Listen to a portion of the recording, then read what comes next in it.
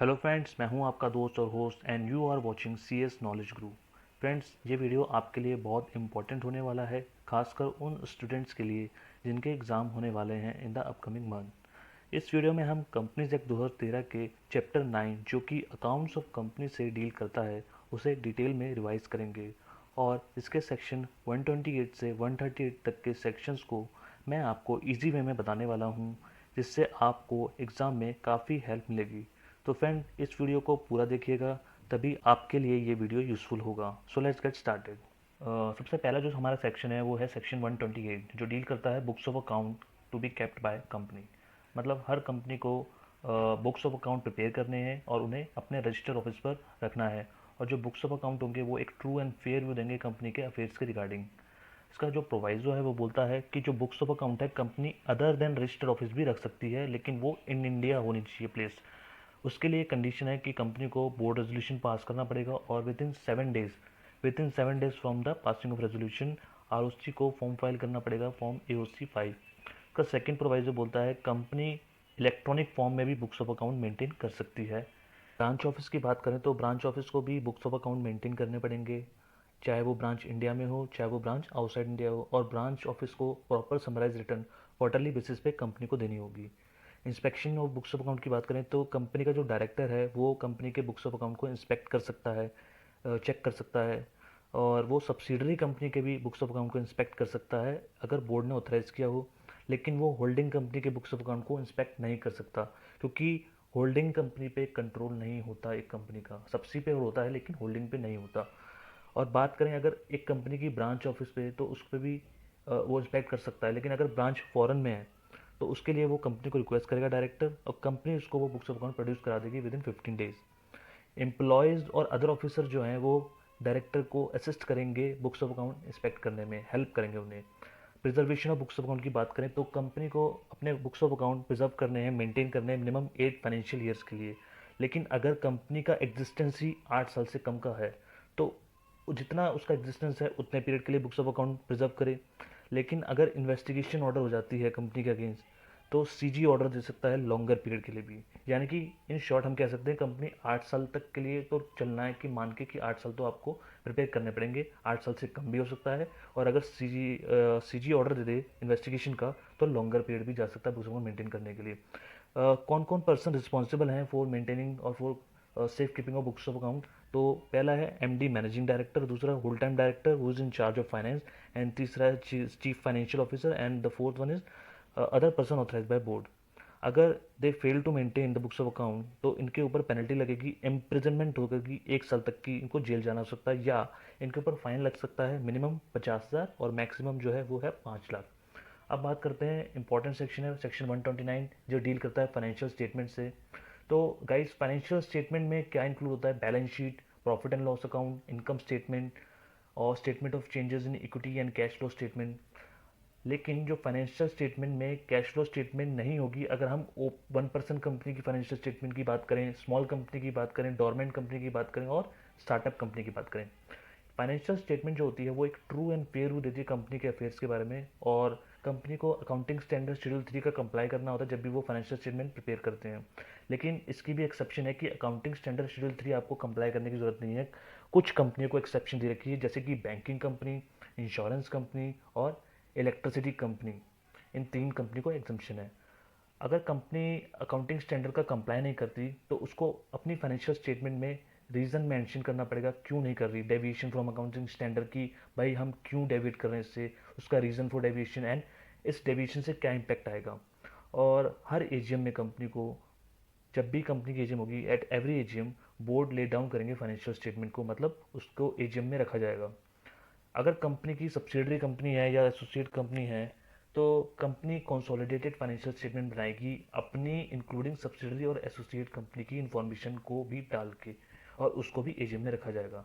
Proviso बोलता है company shall also attach along with own financial, मतलब कंपनी अपनी फाइनेंशियल स्टेटमेंट के साथ एक सेपरेट स्टेटमेंट अटैच करेगी जिसमें सब्सिडरी और एसोसिएट कंपनी की फाइनेंशियल स्टेटमेंट के साइलेंट फीचर होंगे। वो भी फॉर्म AOC 1 में कंपनी को ये प्रिपेयर करनी है। और इसके अंदर भी वही पर्सन रिस्पॉन्सिबल हैं जो हमने ऊपर बात की थी, पर्सन रिस्पॉन्सिबल फॉर मेंटेनिंग और for safe keeping of books of account, यानी कि MD, WTD और चीफ फाइनेंस ऑफिसर। और other person authorise by the board, वो सेम पर्सन फाइनेंशियल स्टेटमेंट पे भी है, और जो पेनल्टी की बात करती है वो भी सेम है। अब बात करते हैं सेक्शन 130 की, वो डील करता है reopening of accounts on court या tribunal order. So guys, books of account को रीओपन वैसे तो प्रोहिबिटेड है, कंपनी अपने बुक्स ऑफ अकाउंट को कभी रीओपन नहीं कर सकती, लेकिन इसकी एक एक्सेप्शन है कि अगर एप्लीकेशन कौन लगा रहा है, एक सेंट्रल गवर्नमेंट एप्लीकेशन लगा रही है, नहीं हमें तो बुक्स ऑफ अकाउंट ओपन करवाने हैं, तो वो कर सकते हैं। और income tax authority, SEBI, other statutory regulatory body या अदर कंसर्न पर्सन कुछ ग्राउंड्स पे, क्या ग्राउंड्स हैं वो, पहला, अगर जो कंपनी ने अकाउंट्स प्रिपेयर किए थे वो फ्रॉड तरीके से प्रिपेयर किए थे, या जो कंपनी के अफेयर थे वो मिसमैनेज तरीके से कंपनी अपने अफेयर चला रही थी गलत तरीके से, तो इस केस में ये अथॉरिटियाँ एप्लीकेशन लगा सकती हैं बुक्स ऑफ अकाउंट रीओपन के लिए।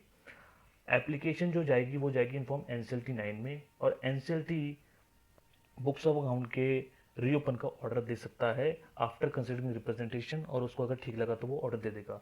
लेकिन कोई भी ऑर्डर पास नहीं होगा for reopening of books of account for a period earlier than 8 financial year. अगर बुक्स ऑफ अकाउंट 8 साल से पुराने के आप बोलते हो कि हमें रीओपन कराने, तो उसका कोई ऑर्डर पास नहीं किया जाएगा। प्रोवाइजो क्या बोलता है, अगर कोई डायरेक्शन इश्यू की है सेंट्रल गवर्नमेंट ने, जब बुक्स ऑफ अकाउंट प्रिपेयर हुए थे उसमें सेंट्रल गवर्नमेंट, जब हमने ऊपर पढ़ा था सेक्शन 128 में कि हमें लॉन्गर पीरियड के लिए भी बुक्स ऑफ अकाउंट प्रिपेयर करना पड़ सकते हैं अगर सीजी इन्वेस्टिगेशन का ऑर्डर देते, तो अगर longer books of account prepare करेंगे 8 साल से पुराने हो जाएंगे, तो इस केस में बुक्स ऑफ अकाउंट को रीओपन का ऑर्डर दिया जा सकता है। अगर पहले सीजी ने ऑर्डर दिया था इन्वेस्टिगेशन का, और जब बुक्स ऑफ अकाउंट 8 साल से ज़्यादा ऊपर हमने प्रिपेयर करने पड़ गए, तो उसके रीओपन का भी यहाँ पे ऑर्डर दे सकता है एनसीएलटी, उसका एक ये एक्सेप्शन हम मान सकते हैं। अब हम बात करते हैं सेक्शन 131 की, जो डील करता है voluntary revision of financial statement और बोर्ड रिपोर्ट। इसमें क्या है, जो डायरेक्टर है कंपनी का, वो रिवाइज फाइनेंशियल स्टेटमेंट या बोर्ड रिपोर्ट प्रिपेयर कर सकता है if it was an error. अगर पिछली फाइनेंशियल स्टेटमेंट में या बोर्ड रिपोर्ट में एरर था, किसी भी पिछले 3 फाइनेंशियल ईयर की बोर्ड रिपोर्ट को उठा के देख लें या फाइनेंशियल स्टेटमेंट उठा लो, अगर डायरेक्टर्स को लगता है किसी भी फाइनेंशियल स्टेटमेंट या बोर्ड रिपोर्ट में एरर है, तो वो एक रिवाइज फाइनेंशियल स्टेटमेंट या रिवाइज बोर्ड रिपोर्ट को प्रिपेयर कर सकते हैं, लेकिन उसके लिए उनको एनसीएलटी की अप्रूवल लेनी पड़ेगी। तो उसका अप्लाइंग प्रोसीजर है वो जान लेते हैं। सबसे पहले क्या लेनी पड़ेगी, ऑब्टेन बोर्ड अप्रूवल, यानी कि बीआर पास करना पड़ेगा, बोर्ड रेजोल्यूशन पास करना पड़ेगा। उसके बाद आपको एनसीएलटी को एप्लीकेशन लगानी पड़ेगी विद इन 2 वीक्स, यानी within 14 days from the passing of BR. Then NCLT old auditor जो थे उनकी ओपिनियन को भी कंसिडर करेगा इन केस इफ ऑडिटर को चेंज किया गया हो। फिर एनसीएलटी ओल्ड डायरेक्टर की भी ओपिनियन कंसिडर करेगा, अगर मेजॉरिटी ऑफ डायरेक्टर को चेंज किया गया हो देन एनसीएलटी ऑर्डर दे सकता है कि फाइनेंशियल स्टेटमेंट को रिवीजन का या बोर्ड रिपोर्ट के रिवीजन का ऑर्डर दे सकता है। फिर एनसीएलटी का जो ऑर्डर है वो आरओसी को फाइल करना होगा with in 30 days from the NCLT order in form INC 28। उसके बाद एजीएम बुलानी है, उसमें शेयर होल्डर की अप्रूवल लेनी है ओआर पास करके for adoption of revise financial statement या बोर्ड रिपोर्ट। देन उस revise financial statement board report को आपको आरओसी को फाइल कर देना है। ये जो रिवाइज फाइनेंशियल स्टेटमेंट और बोर्ड रिपोर्ट होगी, ये प्रिपेयर नहीं की जाएगी या फाइल नहीं की जाएगी साल में एक बार से ज़्यादा, ये भी बात ध्यान में रखनी है हमें, ठीक है। अब बात करते हैं section 132 constitution of NFRA. NFRA means national financial reporting authority. Actually इस अथॉरिटी का गठन या इस अथॉरिटी का कॉन्स्टिट्यूशन सेंट्रल गवर्नमेंट ने बाय नोटिफिकेशन किया था for matter related to accounting standard and auditing standard. Actually NFRA जो है उसका काम है, जो चार्टर्ड अकाउंटेंट्स होते हैं या वो मेंबर हो चाहे वो एक फर्म हो, अगर किसी कंपनी का ऑडिट करने में ये लोग डिफ़ॉल्ट करते हैं या ये ऑडिटिंग स्टैंडर्ड को चेक नहीं किए करते हैं, तो उस चार्टर्ड अकाउंट का केस जो है वो नफ्रा के पास जाएगा, वो उस मैटर को देखेगा।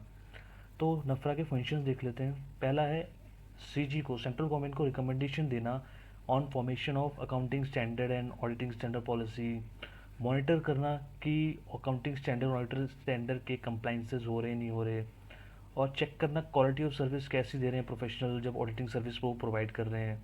ये कुछ फंक्शंस थे नफ्रा के। इसका कॉम्पोजिशन क्या है, कॉम्पोजिशन स्ट्रक्चर क्या है नफ्रा का, तो इसमें चेयरमैन होगा जिसको सीजी अपॉइंट करेगा, और चेयरमैन के पास एक्सपीरियंस होना चाहिए इन ऑडिटिंग, अकाउंटिंग, फाइनेंस, लॉ में। एंड अदर मेंबर होंगे, चाहे वो फुल टाइम हो चाहे वो पार्ट टाइम हो, मैक्सिमम 15 होंगे। चेयरमैन एंड मेंबर ये डिक्लेरेशन देंगे सीजी को कि इनका कोई कन्फ्लिक्ट ऑफ इंटरेस्ट नहीं है, और जो चेयरमैन एंड मेंबर होंगे वो फुल टाइम एम्प्लॉयमेंट में जो हैं वो किसी भी तरह से ऑडिट फर्म के साथ एसोसिएट नहीं होंगे अपने appointment during the course of their appointment के दौरान, and 2 year after ceasing to hold such appointment. इनकी पावर्स क्या है नफरा की? किसी भी बॉडी कॉर्पोरेट या पर्सन का इन्वेस्टिगेट करना, कहीं उनका प्रोफेशनल या अदर मिसकंडक्ट तो नहीं है by any member of the firm of CA. और इनके पास पावर है जो सेम पावर एक सिविल कोर्ट के पास होती है, जैसे सम्मन इशू करना, इंस्पेक्शन करना, विटनेस का एग्जामिनेशन करना। और नफरा की एक और पावर है, वो ऑर्डर दे सकता है पेनल्टी इम्पोज करने का, अगर कोई भी प्रोफेशनल या अदर मिसकंडक्ट को प्रूव्ड हो जाता है, वो साबित हो जाता है। पेनल्टी क्या होगी? अगर इंडिविजुअल है, इंडिविजुअल का केस है, तो मिनिमम पेनल्टी 1 लाख रुपए होगी और maximum 5 times of fee receive. और अगर केस फर्म का है तो मिनिमम पेनल्टी होगी 5 लाख और maximum 10 times of fee receive. और जो पावर्स है नफरा की, वो फोर्थ पावर है उसकी, वो किसी भी मेंबर या फर्म ऑफ सी है जो चार्टर्ड अकाउंटेंट होते हैं, वो किसी प्रैक्टिस में जो इन्वॉल्व होते हैं उनको डिबेयर कर सकता है, रोक सकता है फॉर मिनिमम 6 मंथ्स के लिए या मैक्सिमम 10 ईयर के लिए। यानी कि जो इनकी मेंबरशिप है चार्टर्ड अकाउंटेंट की, चाहे वो इंडिविजुअल हो चाहे वो एक प्रैक्टिसिंग फर्म हो, वो सस्पेंड हो सकती है मिनिमम 6 महीने के लिए और मैक्सिमम 10 साल के लिए। ये बहुत ही एक इम्पॉर्टेंट प्रोविज़न है। और अब आते हैं नेशनल पर्सन। कोई भी पर्सन अगर नफरा के इस ऑर्डर से वो सेटिस्फाइड नहीं है तो वो अपील कर सकता है NCLAT में, यानी कि national company law appellate tribunal में। जो नफरा का हेड ऑफिस है वो आपको न्यू दिल्ली में मिलेगा। नफरा भी बुक्स ऑफ अकाउंट मेंटेन करता है और अकाउंट्स जो हैं इसके वो CAG ऑडिट करता है, यानी कि controller and auditor general of India. NFRA को भी एक एनुअल रिपोर्ट प्रिपेयर करनी पड़ती है। बात करते हैं सेक्शन 133 अकाउंटिंग स्टैंडर्ड।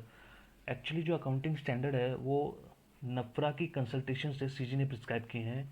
और इसको रिकमेंडेड किसने किया है? Institute of chartered accountant of India ने, for adoption by company. Now the most important section of this chapter, section 134, that is financial statement और board report। गाइस मैं इसमें आपको सबसे पहले बताना चाहता हूँ एक प्रैक्टिकल एक्सपोजर जो एक कंपनी में होता है, लिस्टेड कंपनी में मोस्टली होता है। एक्चुअली क्या होता है, जब भी एक फाइनेंशियल ईयर एंड होता है तो कंपनी को फाइनेंशियल्स बनाने पड़ते हैं, लाइक बैलेंस शीट बनानी पड़ती है, P&L अकाउंट बनाने पड़ते हैं। फिर बोर्ड साइन करता है, मीन्स चेयरमैन या एनी 2 डायरेक्टर साइन करते हैं, वो अडॉप्ट होती है। फिर बोर्ड रिपोर्ट का ऑडिट बाय एन ऑडिटर किया जाता है। ऑडिटर अपनी रिपोर्ट देता है। ऑडिटर की रिपोर्ट आने के बाद फिर डायरेक्टर उस पर अपनी एक रिपोर्ट बनाते हैं। फिर फाइनल बोर्ड रिपोर्ट बनती है, जिसमें हम बोल सकते हैं कि बोर्ड रिपोर्ट, ऑडिटर रिपोर्ट और फाइनेंशियल स्टेटमेंट, ये तीनों मिला के ही एक एनुअल रिपोर्ट का पार्ट बनता है। फिर इसको AGM में रखा जाता है। आइए इसमें पढ़ते हैं जो फाइनेंशियल स्टेटमेंट है। फाइनेंशियल स्टेटमेंट कौन अप्रूव करता है? बोर्ड ऑफ डायरेक्टर अप्रूव करते हैं। और साइन कौन करता है? चेयरमैन करेगा, बोर्ड ऑथराइज करेगा तो, या 2 डायरेक्टर कर सकते हैं जिसमें से एक MD होगा अगर कंपनी में MD है तो। प्लस एंड इन तीनों का साइन करना मैंडेटरी है। किसका? CEO का, चीफ एग्जीक्यूटिव ऑफिसर का, चीफ फाइनेंशियल ऑफिसर का एंड कंपनी सेक्रेटरी का। कंपनी सेक्रेटरी को मैंने हाईलाइट कर रखा है तो is very important for us, तो यहाँ पे कंपनी सेक्रेटरी का नाम भी है। अब इन case of 1 person company, financial statement सिर्फ एक ही डायरेक्टर साइन करेगा। फाइनेंशियल स्टेटमेंट ऑडिटर को सबमिट होती है ताकि वो उसके ऊपर अपनी एक रिपोर्ट बना सके। फिर ऑडिटर रिपोर्ट को फाइनेंशियल स्टेटमेंट के साथ अटैच कर दिया जाता है। फिर बोर्ड रिपोर्ट जो होती है हमारी, वो प्रैक्टिकली एक एनुअल रिपोर्ट का ही पार्ट होती है, जैसे कि मैंने आपको अभी बताया था। फिर इसको AGM में रखा जाता है। कुछ डिस्क्लोजर देने पड़ते हैं बोर्ड रिपोर्ट में, जैसे कि वेब एड्रेस या वेब लिंक जहाँ पे आपने एनुअल रिटर्न प्लेस कर रखी है उसको आपको बोर्ड रिपोर्ट में मेंशन करना पड़ेगा। आपकी subsidiary company, associate company and joint venture company की क्या परफॉर्मेंस है वो बताना पड़ेगा। कितनी बोर्ड मीटिंग करी है आपने फाइनेंशियल ईयर्स में, इस साल में, वो बतानी पड़ती है। Detail of fraud reported by an auditor, मतलब सेक्शन 143(12) आपको याद होगा, जब भी एक ऑडिटर अपने during the course of audit अगर उसको लगता है कंपनी में कोई फ्रॉड हो रहा है, कोई डायरेक्टर है कंपनी का एम्प्लॉय फ्रॉड कर रहा है, तो वो उसकी डिटेल को, कोई फ्रॉड की डिटेल को रिपोर्ट करता है, तो उस डिटेल को भी आपको यहाँ बताना पड़ेगा। फिर है डायरेक्टर रिस्पॉन्सिबिलिटी स्टेटमेंट। डायरेक्टर एक स्टेटमेंट दे देंगे कि जो भी अकाउंट्स है कंपनी, वो as per accounting standard, as per accounting policy prepare किए गए हैं। डायरेक्टर ने वो सारे स्टेप लिए हैं जिससे एसेट सेफगार्ड किए जा सकें। डायरेक्टर ने annual accounts going concern basis पे प्रिपेयर किए हुए हैं। डायरेक्टर ने एक एडुकेट इंटरनल कंट्रोल सिस्टम को अडॉप्ट किया हुआ है। और जो इंडिपेंडेंट डायरेक्टर डिक्लेरेशन देते हैं फाइनेंशियल एंड में या बिगिनिंग ऑफ फाइनेंशियल में बोलते हैं, वो 149 सबसेक्शन 6 में वो भी आपको बतानी पड़ेगी। Loan guarantee, investment detail section 186 वो बताना पड़ेगा। कंपनी के स्टेट अफेयर्स, बिजनेस अफेयर्स के बारे में बोर्ड रिपोर्ट में मेंशन करना पड़ेगा। कोई भी रिलेटेड पार्टी के साथ कोई कॉन्ट्रैक्ट या कोई ट्रांजेक्शन होती है उसकी डिटेल बतानी पड़ेगी, सेक्शन 188। रिस्क मैनेजमेंट पॉलिसी के ऊपर स्टेटमेंट देनी पड़ेगी, CSR कॉर्पोरेट सोशल रिस्पॉन्सिबिलिटी के ऊपर स्टेटमेंट देनी पड़ेगी, और अमाउंट कितना रिजर्व में ट्रांसफ़र किया है वो बताना पड़ेगा, conservation of energy, technology absorption, foreign exchange earning and outgo, foreign exchange की कितनी हमारी अर्निंग है, कितने आउटगोइंग कितना खर्च हो रहा है वो बताना पड़ेगा। इंडिपेंडेंट डायरेक्टर के अपॉइंटमेंट के बारे में उसका डिस्क्लोजर दिया जाएगा ऑडिट कमेटी के कॉम्पोजिशन का, और उसने क्या क्या रिकमेंडेशन दिए हैं वो बताया जाएगा। वीगल मैकेनिज्म इस्टेब्लिश है उसकी डिटेल बतानी पड़ेगी, और नॉमिनेशन रेमुनेशन कमेटी की जो जो पॉलिसीज हैं उसको डिस्क्लोज करना पड़ेगा। सेक्रेटरियल ऑडिट रिपोर्ट जो PCS देता है वो भी आपको बोर्ड रिपोर्ट में डालनी पड़ेगी। प्रोवाइजो क्या बोलता है, अगर आपने डिस्क्लोजर जो है वो ऑलरेडी फाइनेंशियल स्टेटमेंट में दे रखा है तो फिर इसको बोर्ड रिपोर्ट में रिपीट करने की कोई ज़रूरत नहीं है। दूसरा प्रोवाइजर जो बोलता है वो बोलता है अगर रेमुनरेशन पॉलिसी या CSR पॉलिसी को आपने अपनी वेबसाइट पे डाल रखा है, सिर्फ आपने बोर्ड रिपोर्ट में वेब लिंक इनकॉर्पोरेट कर रखा है, तो it shall be a sufficient compliance, we don't need to worry about it, ये सफिशिएंट कंप्लाइंस माना जाएगा अगर आप वेब लिंक भी डाल देते हैं तो एडिशनल डिस्क्लोजर है कुछ लिस्टेड कंपनी के लिए, जैसे कि फॉर्मल एनुअल इवेल्यूएशन, ये लिस्टेड कंपनी और पब्लिक कंपनी को भी करना पड़ेगा जिसकी पेड अप कैपिटल 25 करोड़ और मोर है, उसको एक परफॉर्मेंस इवैल्यूएशन रिपोर्ट इंक्लूड करनी पड़ेगी, स्टेटमेंट डालनी पड़ेगी। किसकी परफॉर्मेंस इवैल्यूएशन सर, बोर्ड की, कमेटी की या इंडिविजुअल डायरेक्टर की परफॉर्मेंस के बारे में। कॉर्पोरेट गवर्नेंस रिपोर्ट का डिस्क्लोजर देना पड़ेगा एडिशनल लिस्टेड कंपनी को। ये कॉर्पोरेट गवर्नेंस रिपोर्ट जो होती है वो एनुअल रिपोर्ट के एक सेपरेट एनेक्जर होता है, इसका एक सेपरेट पार्ट भी होता है, एक सेपरेट सेक्शन भी होता है जो एनुअल रिपोर्ट में मेंशन होता है। अगर आप किसी लिस्टेड कंपनी की एनुअल रिपोर्ट को अगर आप पढ़ेंगे, वेबसाइट पे चेक करेंगे, किसी भी लिस्टेड कंपनी की आप देखेंगे तो इसके ऊपर एक सेपरेट एनेक्जर होगा और 20-25 पेज का होगा, वो आपको मिल जाएगा। फिर है management discussion and analysis report, ये भी डिस्क्लोजर एडिशनल डिस्क्लोजर है लिस्टेड कंपनी के लिए। और टॉप एम्प्लॉय के रेमुनरेशन का, कौन से टॉप एम्प्लॉय, टॉप 10 एम्प्लॉय जिनकी रेमुनरेशन सबसे ज़्यादा है कंपनी में, उनकी डिटेल डालनी पड़ेगी। उन एम्प्लॉयज़ की डिटेल डालनी पड़ेगी जिनका सालाना ईयरली रेमुनरेशन 1 करोड़ 2 लाख रुपए है, और उन एम्प्लॉय का जिनका मंथली रेमुनरेशन 8.5 लाख रुपए पर मंथ है। और एज पर रूल 8 सब rule 5 of the companies account rule बोलता है बोर्ड रिपोर्ट में ये डिस्क्लोजर भी देने पड़ेंगे, जैसे कि फाइनेंशियल समरी के बारे में, अगर कंपनी का बिजनेस नेचर चेंज होता है उसके बारे में, डिटेल ऑफ उन डायरेक्टर्स की डिटेल, उन KMP की डिटेल डालनी पड़ेगी जिनका अपॉइंटमेंट हुआ था या जिन्होंने ड्यूरिंग द ईयर रिज़ाइन किया है। आपको स्टेटमेंट देनी पड़ेगी, बोर्ड को स्टेटमेंट देनी पड़ेगी regarding the integrity, experience, expertise, proficiency of the independent director. Guys ये जो पॉइंट है ये वाला, ये न्यूली इंक्लूड हुआ है, मैं आपको बता दूं, तो इसको आप स्पेशली रीड कीजिएगा, एग्ज़ाम में ये आपके काम आ सकता है। और इसको ज़रूर लिखिएगा। उन कंपनीज़ का नाम बताना पड़ेगा जो आपकी एसोसिएट, सब्सिडी, जॉइंट वेंचर बनी है या जो अब नहीं रही, उनका नाम बताना पड़ेगा। आपको डिपॉजिट से रिलेटेड डिटेल बतानी पड़ेगी, प्लस उन डिपॉजिट से रिलेटेड डिटेल भी बतानी पड़ेगी जो एज़ पर नॉट कंप्लाइंस नहीं है, मतलब जो आपने कंप्लाइंस के अकॉर्डिंग नहीं लिए हैं, डिपॉजिट एक्सेप्ट नहीं किए हैं। और आपको उन सिग्निफिकेंट या मटेरियल ऑर्डर्स की डिटेल बतानी पड़ेगी जो रेगुलेटर या किसी कोर्ट ट्रिब्यूनल ने पास किए जिसका इम्पैक्ट कंपनी के ऑपरेशन पे पड़ेगा इन फ्यूचर। आपको डिटेल बतानी पड़ेगी रिगार्डिंग इंटरनल फाइनेंशियल कंट्रोल, आपको कॉस्ट रिकॉर्ड मेंटेन किए हैं उसके बारे में डिस्क्लोजर देना पड़ेगा।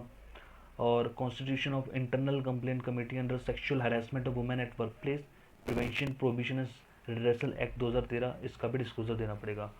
कुछ डिस्क्लोजर देने पड़ेंगे आपको as per company share capital and debenture rule 2014, जैसे कि अगर कंपनी ने DVR डिफरेंशियल वोटिंग राइट वाले शेयर इशू किए हैं तो उसका डिस्क्लोजर देना पड़ेगा। अगर कंपनी ने स्वेट इक्विटी शेयर इशू किए हैं तो उसका बोर्ड रिपोर्ट में डिस्क्लोजर देना पड़ेगा। और अगर कंपनी ने ESOP वाले शेयर इशू किए हैं तो उसकी डिटेल भी आपको बोर्ड रिपोर्ट में डालनी पड़ेगी। और कुछ डिस्क्लोजर बोर्ड रिपोर्ट में जाएंगे as per company rule 8 of CSR rule 2014, तो बोर्ड रिपोर्ट में आपको एक इंक्लूड करनी पड़ेगी एनुअल रिपोर्ट ऑन CSR भी।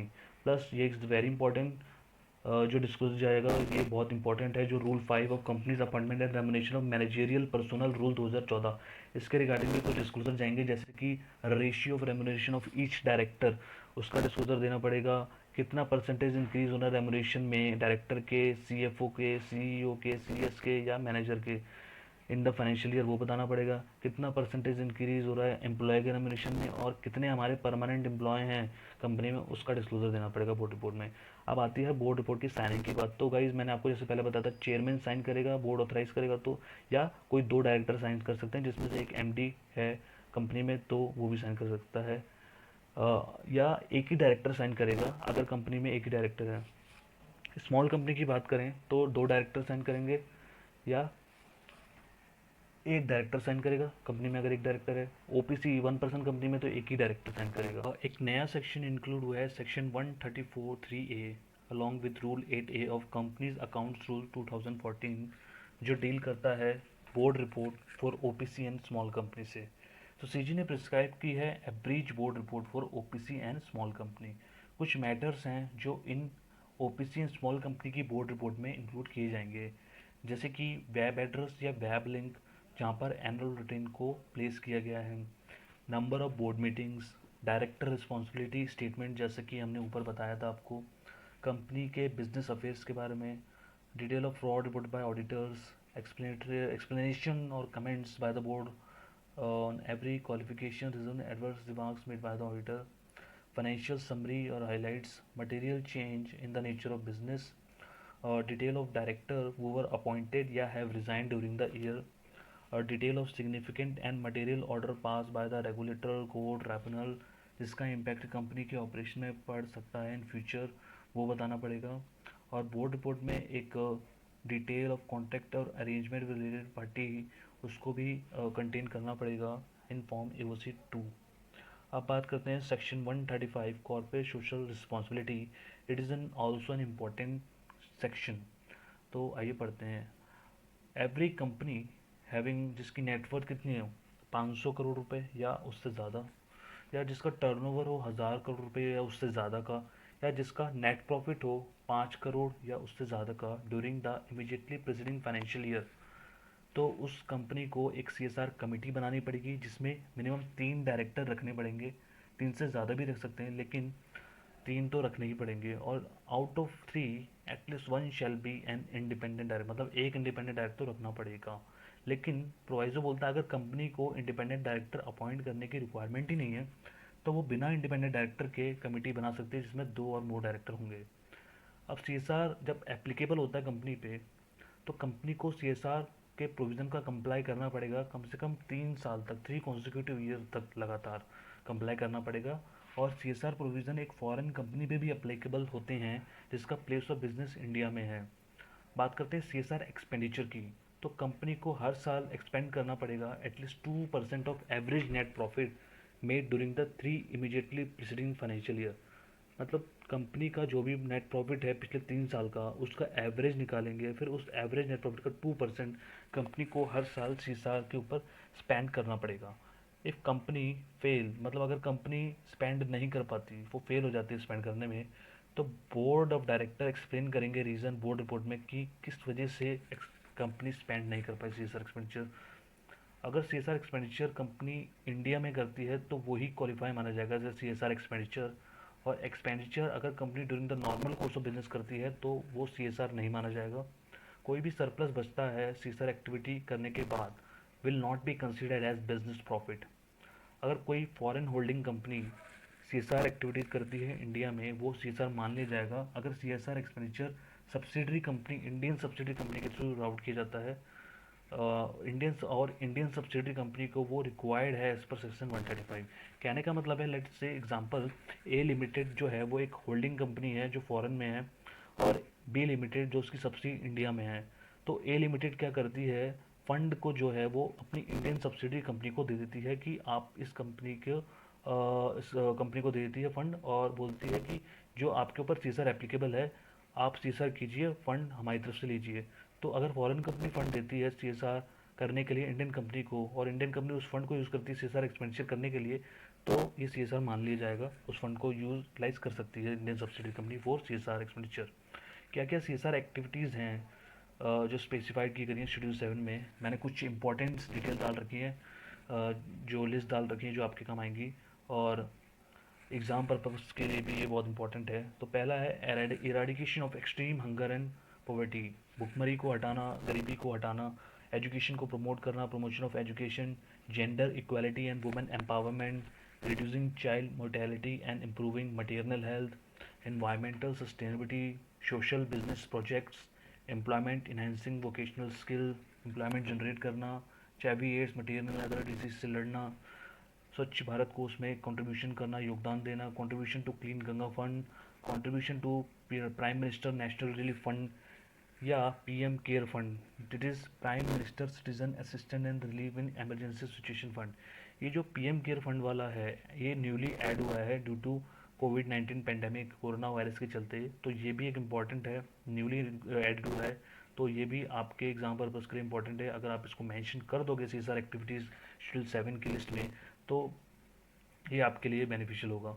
स्लम एरिया डेवलपमेंट भी सीएसआर एक्टिविटीज़ में आता है, रूरल एरिया डेवलपमेंट आता है, कंट्रीब्यूशन टू इनके बाय सीजीएसजी उसकी एजेंसी और ये वगैरह, और कुछ ICAR, ICMR, DAE, IIT institute के द्वारा ये सब सीएसआर हो गया। और disaster management including relief, rehabilitation and reconstruction activity, ये भी सीएसआर की लिस्ट एक्टिविटीज़ में आते हैं।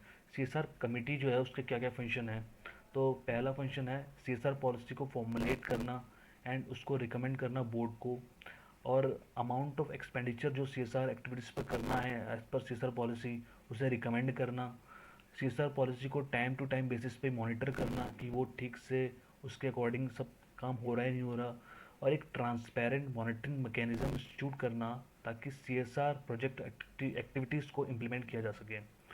एक इम्पॉर्टेंट नोट है कि जो भी सीएसआर पॉलिसी होगी वो आपको उन एक्टिविटीज़ को इंडिकेट करेगी जो कंपनी को करनी है इन दोज एरिया या सब्जेक्ट जो शेड्यूल 7 में स्पेसिफाइड किए गए हैं। अब कुछ डिस्क्लोजर रिक्वायरमेंट है इन बोर्ड रिपोर्ट में रिगार्डिंग सीएसआर, जैसे कि कोई भी कंपनी की सीएसआर पॉलिसी होती है उसका brief outline including web link of CSR policy वो आपको बोर्ड रिपोर्ट में मेंशन करना पड़ेगा। सीएसआर कमेटी का स्ट्रक्चर या उसका कॉम्पोजिशन आपको बोर्ड रिपोर्ट में डालना पड़ेगा। Average net profit for the last 3 year इसे भी बोर्ड रिपोर्ट में मेंशन करना पड़ेगा। सीएसआर एक्सपेंडिचर अमाउंट इसे भी मेंशन करना पड़ेगा। सीएसआर स्पेंड जो किया था ड्यूरिंग द फाइनेंशियल ईयर, आपने जो सीएसआर खर्चा किया है उसकी डिटेल बतानी पड़ेगी। और अगर कंपनी ने सीएसआर नहीं किया तो फेल हो गई तो उसका रीज़न क्यों फेल हुई वो बताना पड़ेगा बोर्ड रिपोर्ट में। कुछ इंपॉर्टेंट पॉइंट्स है रिगार्डिंग सीएसआर, जैसे कि सीएसआर एक्सपेंडिचर को आप as a business expenditure claim नहीं कर सकते, कोई भी स्पेसिफिक टैक्स एग्जम्पशन आपको नहीं मिलेगी सीएसआर एक्सपेंडिचर के लिए। अगर होल्डिंग कंपनी या सब्सिडरी कंपनी सीएसआर प्रोविज़न को कंप्लाई करने की ज़रूरत नहीं है अनलेस वो खुद उस क्राइटेरिया को सेटिस्फाई ना करें। कहने का मतलब है कि एक होल्डिंग कंपनी अगर उसके ऊपर सीएसआर प्रोविज़न एप्लीकेबल होता है तो इसका मतलब ये नहीं है कि उसकी सब्सिडरी कंपनी को भी सीएसआर करना पड़ेगा। Company is a statutory body, यानी कि company is a separate legal entity, तो एक होल्डिंग कंपनी कर रही है उस पर एप्लीकेबल है तो इट डजेंट मीन कि सब्सिडरी कंपनी भी करे। तो सब्सिडरी कंपनी को तभी करना है जब उसके ऊपर वो जो 3 हमने लिमिट पड़ी थी वो क्रॉस होंगी, तभी उसके ऊपर सीएसआर एप्लीकेबल होगा। अब बात करते हैं सेक्शन 8 कंपनीज, एनजीओ एनपीओ जो हैं इनको भी सीएसआर के प्रोविजंस या उनके सीएसआर के प्रोविजंस या उनको कंप्लाई करना होगा अगर इनके ऊपर एप्लीकेबल होता है। तो कोई भी अनस्पेंड सीएसआर एक्सपेंडिचर है उसको आप कैरी फॉरवर्ड कर सकते हो बट 2% से ज़्यादा नहीं कर सकते। अब बात करते हैं the very important section, section 136 जो डील करता है circulation of financial statement to members. Practically अगर देखें तो कोई भी कंपनी है वो एजीएम के 21 दिन पहले मेंबर्स को, डिबेंचर ट्रस्टी को, डायरेक्टर्स को, ऑडिटर्स को क्या देती है, एजीएम का नोटिस देती है और साथ ही में फाइनेंशियल स्टेटमेंट की कॉपी, कंसोलिडेटेड फाइनेंशियल स्टेटमेंट की copy, auditor report, board report की कॉपी देती है। और कंपनी इन सारे डॉक्यूमेंट को शॉर्टर पीरियड में भी दे सकती है, लेस दैन 21 डेज से, मतलब 21 दिन से पहले भी दे सकती है, लेकिन उसके लिए कुछ कंडीशन है। क्या कंडीशन है सर? अगर मेंबर एग्रीड हो जाएं, कौन से मेंबर? जिनके पास मेजॉरिटी ऑफ मेंबर और होल्डिंग है 95% of paid up share capital in case of company having share capital, और in case of company not having share capital if agreed by member majority of member जिनके पास holding है 95% of total voting power. अगर ये condition satisfy हो जाती हैं तो कंपनी इन डॉक्यूमेंट्स को 21 दिन पहले भी सेंड कर सकती है। सेकंड प्रोवाइजर बोलता है लिस्टेड कंपनी की बात करें तो ये जो ऊपर हम डॉक्यूमेंट्स की बात कर रहे हैं ये कंपनी अगर अपने रजिस्टर्ड ऑफिस पे अवेलेबल करा दे इंस्पेक्शन के लिए ड्यूरिंग वर्किंग आवर्स 21 दिनों के लिए मीटिंग से पहले, और सिर्फ साइलेंट फीचर फाइनेंशियल स्टेटमेंट के यूसी 3 में मेंबर्स को भेज दे, डिबेंचर ट्रस्टी या ऑडिटर्स को भेज दे 21 दिन पहले, तो वो भेज सकती है अनलेस जो ये मेंबर्स हैं फुल फाइनेंशियल स्टेटमेंट के लिए कंपनी से अगर डिमांड नहीं करते हैं तो इससे साइलेंट फीचर से काम चल जाएगा। थर्ड प्रोवाइजर जो बोलता है फाइनेंशियल स्टेटमेंट कैसे सर्कुलेट करनी है। Sir in case of listed company और उस पब्लिक कंपनी की बात कर रहा हूँ जिसकी नेटवर्थ 1 करोड़ से ज़्यादा है एंड टर्नओवर 10 करोड़ से ज़्यादा है, यानी कि दोनों कंडीशन सेटिस्फाई करनी पड़ेगी, नेटवर्थ की भी और टर्नओवर की भी। तो उन कंपनीज को, लिस्टेड कंपनी को और ऐसी स्पेशल पब्लिक कंपनी को फाइनेंशियल स्टेटमेंट इलेक्ट्रॉनिक मोड से भी ये लोग सेंड कर सकते हैं, ये कंपनियां सेंड कर सकती हैं, इलेक्ट्रॉनिक मोड से फाइनेंशियल स्टेटमेंट को सेंड कर सकते हैं उन मेंबर्स को जिनके शेयर डीमैट फॉर्म में हैं और जिनकी ईमेल आईडी डिपॉजिटरी के पास रजिस्टर है, और उन मेंबर को भी सेंड कर सकती है जिनकी शेयर डीमैट फॉर्म में तो नहीं है, फिजिकल फॉर्म में है, बट उनसे उन्होंने रिटर्न कंसेंट ले ली है। और बाकी अदर केस में तो आपको फिजिकल कॉपी डिस्पैच करनी पड़ेगी, वो आप कैसे करें, या speed post, register post, courier mode, आप कैसे भी सेंड कर सकते हैं। और इसका फोर्थ एंड फिफ्थ प्रोवाइजर बोलता है लिस्टेड कंपनी को अपनी वेबसाइट पे क्या डालनी पड़ेगी, सिर्फ financial statement, consolidated financial statement अपनी डालनी पड़ेगी, और अपनी सब्सिडरी कंपनी की भी separate audited financial statement website पे डालनी पड़ेगी, इंडियन सब्सिडरी हो या फॉरेन सब्सिडरी हो। फॉरेन सब्सिडरी के केस में बोला गया है अगर वो फॉरेन सब्सिडरी की जो फाइनेंशियल स्टेटमेंट है वो ऑडिटेड है, बट वो लैंग्वेज में जो है वो डिफरेंट लैंग्वेज में है, मतलब जो लाइक ब्राज़ील, वहाँ की जो लैंग्वेज है वो डिफरेंट है, वो अपनी लोकल लैंग्वेज में उन्होंने बनाई है, तो वो आपको इंग्लिश लैंग्वेज में ट्रांसलेट करके डालनी है। लेकिन अगर उस कंट्री में ऑडिट एग्जाम्प्ट है तो आपको अनऑडिटेड फाइनेंशियल स्टेटमेंट को भी वेबसाइट पे डाल सकते हैं फॉरेन सब्सिडी, ये भी एक्सेप्ट कर ली जाएगी। कंपनी अपने मेंबर को अलाउ करती है, डिबेंचर ट्रस्टी को भी अलाउ करती है कि वो इंस्पेक्शन कर सकते हैं फाइनेंशियल स्टेटमेंट से रिलेटेड डॉक्यूमेंट्स को ड्यूरिंग बिजनेस आवर्स। प्रोवाइजर बोलता है अगर कंपनी की कोई सब्सिडरी कंपनी है तो वो उसको